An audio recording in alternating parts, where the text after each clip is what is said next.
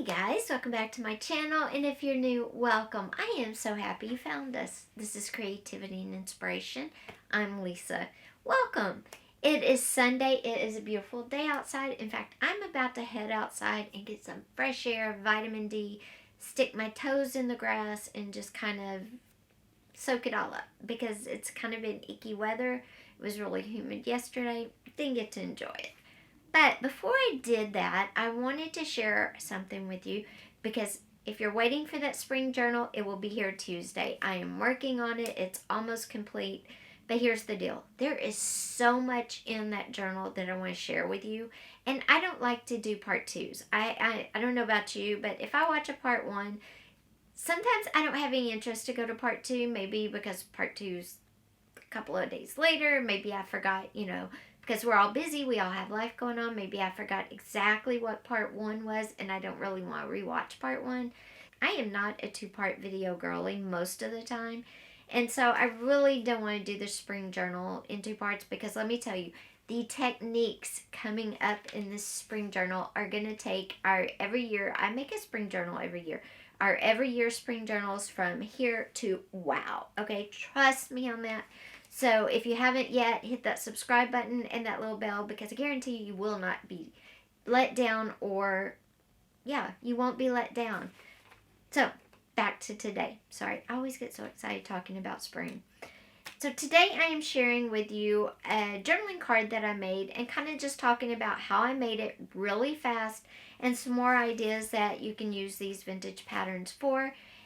They may be new to you, they may not, but come on in and let's get started because I think this card turned out adorable and I just want to share the process with you super fast, talk about a few more ideas super fast, and then we can get on with our Sunday. I love this journaling card. I think it came out so well. It screams spring to me. Her clothes were just too good not to put in this journal, especially her pants. I don't know if you can see her pants really good, but those are screaming sort of some colors in the spring journal, so she had to be included. Had to. This is the original pattern. I didn't want to cut this up. You know me. If I can scan it and use it multiple times, I'm going to. Especially with paper dolls, because finding good size paper dolls are so hard, and these are actually great size paper dolls. So what I did was I scanned it into my computer and then I printed it, and there is where I cut her from. Also, the reason I like scanning them in is I can size them. I can make them small if I need a small paper doll. I can make them large. This one's, the same size as the pattern. I could make it larger if I had some legal size paper. So that's why I like doing it. Plus, I get to keep the original for a bigger use, or what I think is a better use than cutting out each individual woman. I also scanned the front and the back, and we'll talk about that in a minute. But right now, I want to talk about this journaling card, and it was super fun to make. It was super easy. I filmed this for TikTok, so I didn't really talk, and it's really fast, so I'm just going to put the video on the other half of the screen and kind of talk about it as it goes, and hopefully I can time this right. On the other side of the screen, what I'm showing you is this was the original pattern, and I'm talking about I scanned it in and cut her out. Again, I do that just to save the main pattern or the original for greater use. After I did that, I'm just showing you that I used an index card, that I had scrapbook paper, I had ribbon, I had some bling, cheesecloth. I just had a bunch of different elements that were all in the pink family, reminding me of spring, and that I was going to put them together in some way to create this card. Now, I do want to point out something real quick, and I will link a video I did last year, I think, about this. But if you notice up top, these two sections of the writing and then the stamping with unusual items, the video previous to this one, then I wanted to add a little more pink to balance it out. She's on this side, so I added pink. This was some ribbon I got from somewhere, I don't remember where, but it was already stamped. And I just kind of accordioned it up, added some cheesecloth behind it, and some bling with the logo bells, and boom. We have a cute journal card. It was easy to put together. I did some stitching around the edges just to give it a little more interest and just made it super fun. Now, I enjoyed doing this, and I could have made a tag with her, but I wanted somewhere to write notes, so she was definitely an index card / journaling card. But there is so much more you can do with these patterns.